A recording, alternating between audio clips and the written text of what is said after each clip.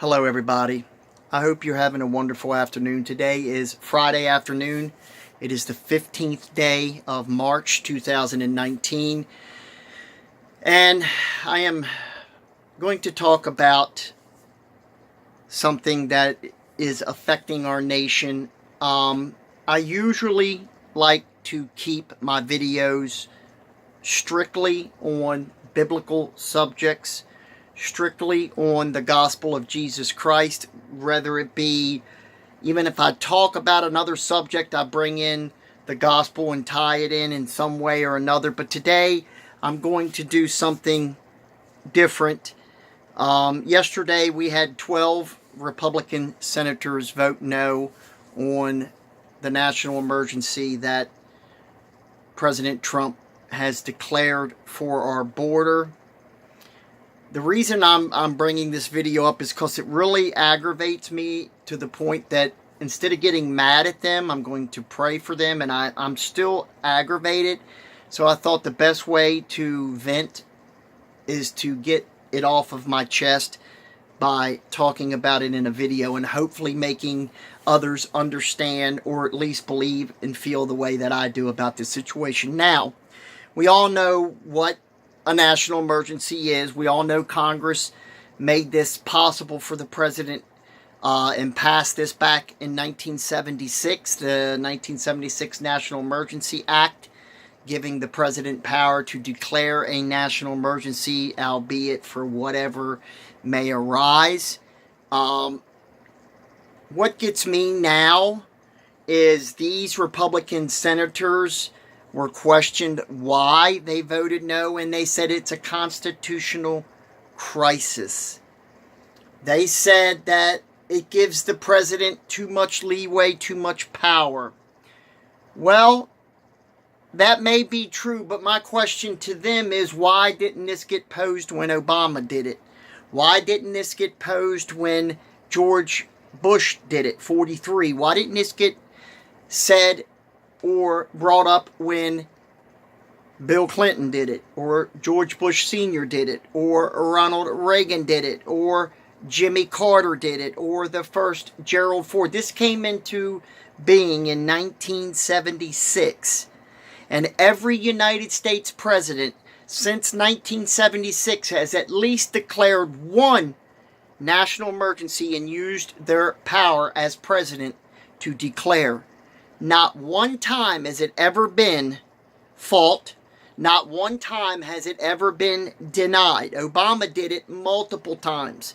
Not once was it ever denied under him. Where were these Republican senators?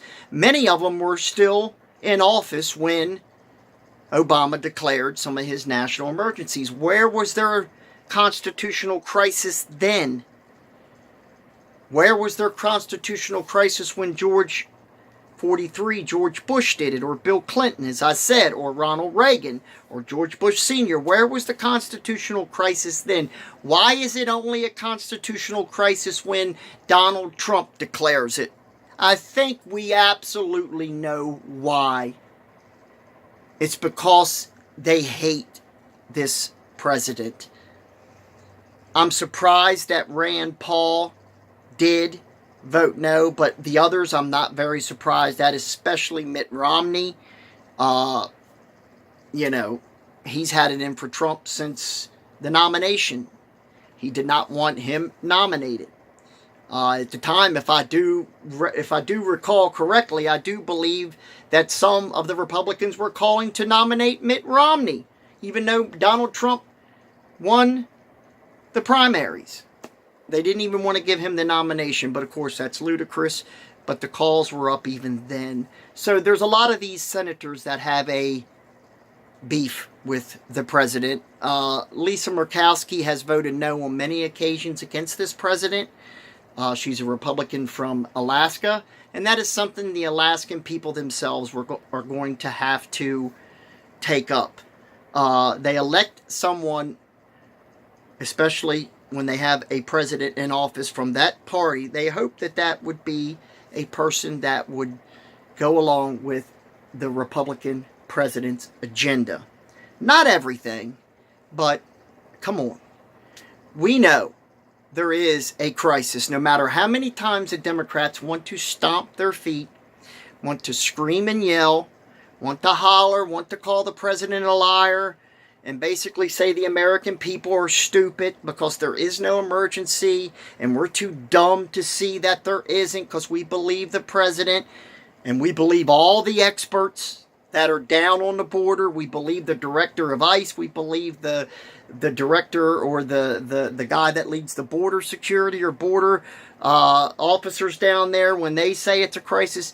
It's always best to go to the people that are actually on the front lines and get their say. Now, if those people were saying, no, look, there's no crisis, it's not really much worse than we've ever had it, it's about the same or a little less, then maybe question, obviously, got to be honest, maybe question the directive that the president's trying to put out or the narrative that there's a crisis. But when you have every single one of them, including Obama's border security chief that he gave the job or put in position of that job, even when you have a man that is from a different party that has no political gain whatsoever, has more to lose by supporting the Republican president, when you even have him saying, yes, there is an emergency, yes, we have a problem, yes, we are short of manpower, yes, we need barriers, walls, whatever you want to call them, when you have a man that was put in position by the former president from a different party, from a different completely political ideology stating there's an emergency, then I would think there's some validity to this. When you have people that are living down in that region and saying their towns are being bombarded, they're being swamped with illegals, the crime, the this, the that, when you have the ICE director himself saying there's so many that's come across that they've captured that has contagious diseases that they've had to contain, and he's worried because of the ones that they didn't get, that he's possibly sure that there's some that they didn't get that's got contagious diseases that's made it across and into the United States. When you have this consistency from these people down on the front lines, you have to use your mind and think there's got to be something to this. When you have crime being committed, when you have Americans being murdered by illegal aliens, and it continually happens because you're continually hearing it in the news, there has to be some validity to this so-called crisis. You have to give weight to it. In some shape, form, or manner, you have to give weight to it. And by them denying the power the president has been given by Congress in the 1976 National Emergencies Act that was passed in Congress, and then you deny that president who you've let every president prior declare national emergencies without even so much as giving a peep about it, especially the ones Obama declared. Nobody had ever even, it wasn't even talked about in the news, because the news never really ever did report anything he did unless it was something they could gloat over and glorify. I'm not here to bash the previous administration. I'm not here to bash the Democrat Party. I'm very upset that this is occurring because I can see the absolute bias that's being directed towards our president. When he says it's a witch hunt, at first you might think that those are pretty harsh words to use, but then when you consistently see the evidence of them going against him, when they've let the same administrations previously do the same thing and done nothing about it, and then all of a sudden they want to attack this president for doing something other presidents have done, you have to start thinking something's going on here. There's an old saying, if you smell smoke, there's usually fire. And in this case, there's plenty of smoke, and there's a big fire. Why do the Democrats, you have to ask yourself, what do they gain by fighting a wall, a barrier? What do they absolutely have to gain in this? Well, the majority of new immigrants vote Democrat when they come into the United States. So the Democrat Party, obviously, in their mind, they gain votes. That's why they want open borders, because if the Democrats, let's just put all the cards on the table, if the Democrats get their way, and they were to open the borders, or let's just say they would lay back on the immigration situation, they would ease up on the border, okay, they would have an endless stream of votes coming into this country. There would not be a Republican Party.